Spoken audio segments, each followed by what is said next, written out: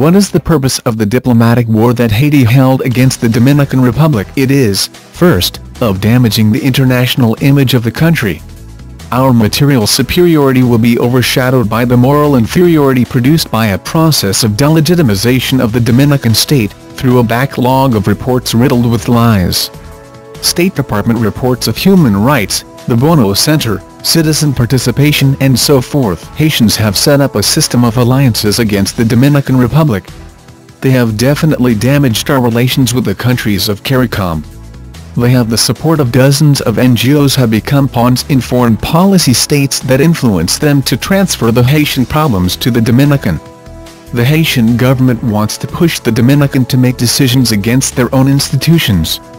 In the three speeches that define the course of its foreign policy, that of Michel Martelly, in Barbados, the Lerner Renould, to the OAS and Denis Regis to the UN, has sown the idea that in the Dominican Republic there are two beneficiaries populations.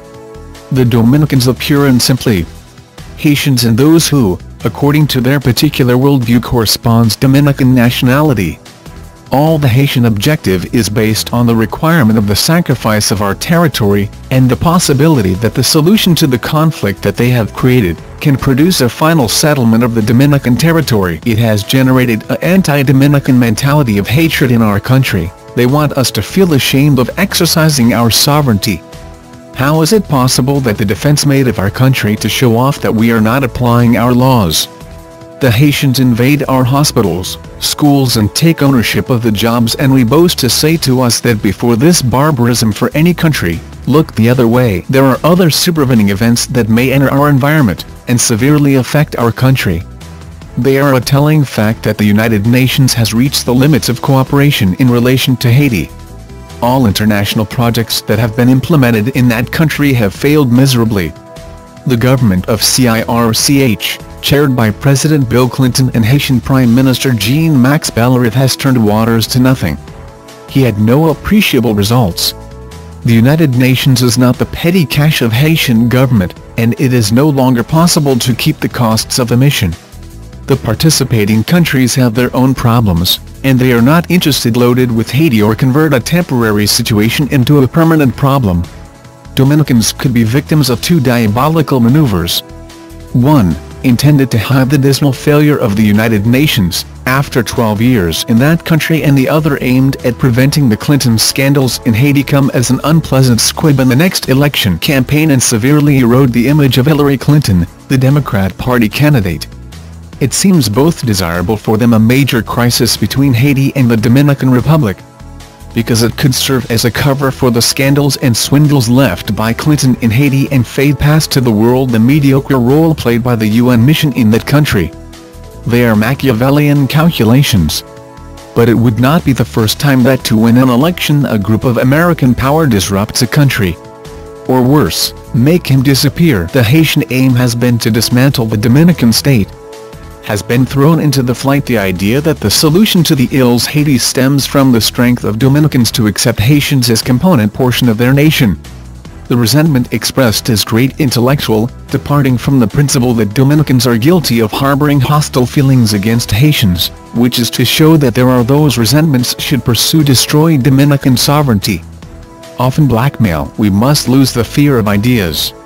Where they lead us, all these maneuvers, all the social and political movement directed against our own existence. Shared sovereignty with Haitians would be the end of the state that has given meaning to our history.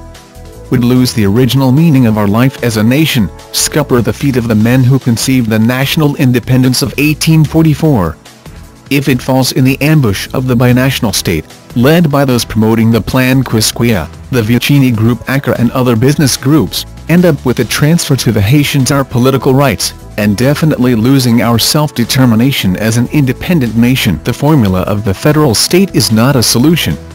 Because there is no sovereignty or self-determination of the nation into a federal state, some assume that imposed their experiences of social laboratory, that Dominicans will leave snatch the country without fighting, that they will waive their hospitals, that will permanently deprive their jobs, that they will leave their cities to this human tide that has no consideration whatsoever, to demolish their flag and eventually lost their political power. These are political calculations. They are disconnected from reality approaches. The Dominicans will not let snatch his country. The forced unification of the island will bring bad fragmentation of the country. The society would start balkanized. When a state is broken, the chaos born. Finding emerging desire of belonging. The need for identity.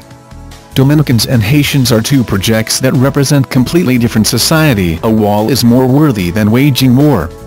A wall to defend us of a merger that would destroy the happiness of both peoples. A wall that symbolizes the exercise of sovereignty and independence of each of the nations. The dominion of the island of Santo Domingo are divided. To ensure environmental sustainability of our country, Haiti cannot drag us to the coffin of their calamities. Because whatever they say, Haitians, and the traitors who promote them, Dominicans are part of humanity. And we are not willing to disappear for humanitarian reasons.